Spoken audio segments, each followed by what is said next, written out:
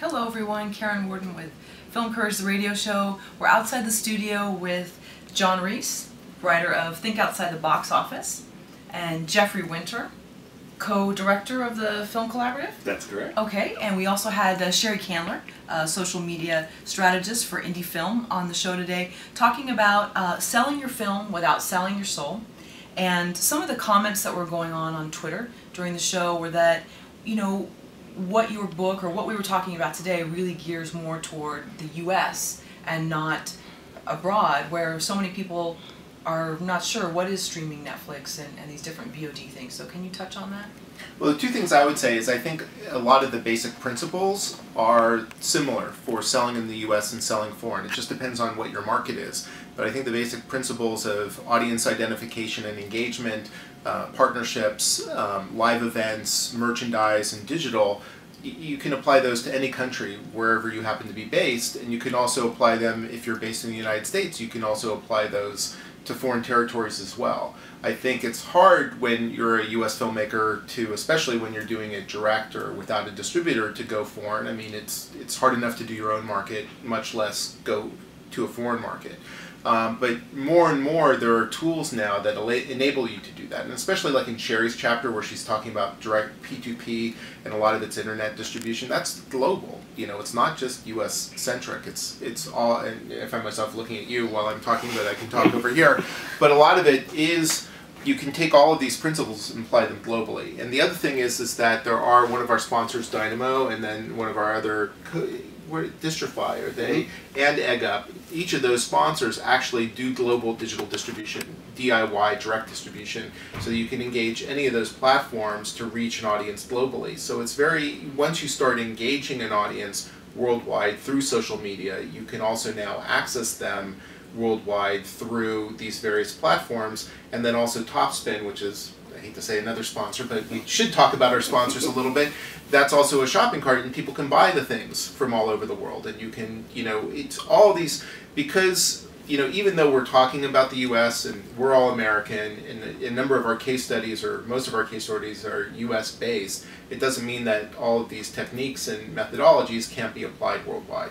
And obviously Netflix is expanding worldwide, and, you know, they keep adding countries. But I do want to say that there is a reason at this stage that we're talking mostly about the US, because there are many parts of the world that the streaming technology is just not as advanced yet, and we get a lot of pushback. Basically, for example, I've tried, as distributors, we've tried so hard to get rid of DVDs, stop sending screeners out. You know, I mean, that would be my biggest cost as a distributor, is just postage.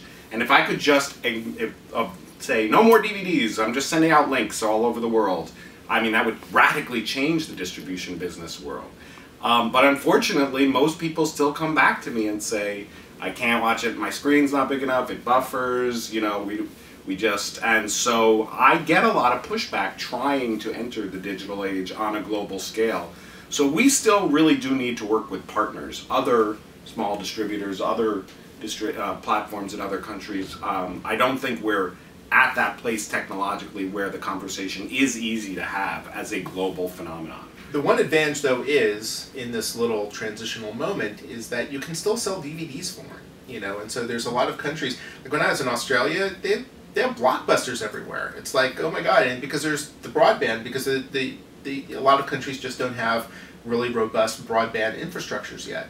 But that's all going to change within the next 5 to 10 years. In 10 years, it'll all be more like the US model. You know, VOD is also something that's difficult. It isn't as established as it is in the United States, and it isn't as open as it is in the United States. And so in a sense, you know, a lot of these techniques, a lot of these that we're talking about have been done in the United States first, or, you know, more prominently, because it's just possible. It's easier to do it here.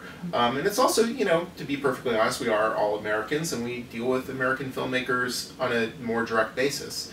You know, and I would say that's also part of it. But we hear from Filmmaker, and I was just in England, and I was wondering, like, you know, I was doing one of my workshops, and it's like, well, you know, I always try to be sensitive, is to make sure that it's relevant for for people, for the filmmakers in those countries. And I find that the things that I talk about here are just as relevant for the people in foreign countries.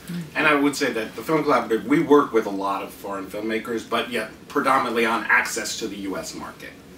And as he said, DVDs, we still rely predominantly on foreign partners to help us get it out into the market there, and are not at the place yet. I mean, we're all changing and striving to be that way, but direct distribution digitally in other countries is not something we've achieved robustly yet. Right. And the one thing I'll say about Egg Up, which I like about their model, is that, you know, because streaming is difficult in many countries, the reason they set up this in-case download to own formula was because of the recognition that streaming isn't as robust in foreign countries. So there are alternatives, you know,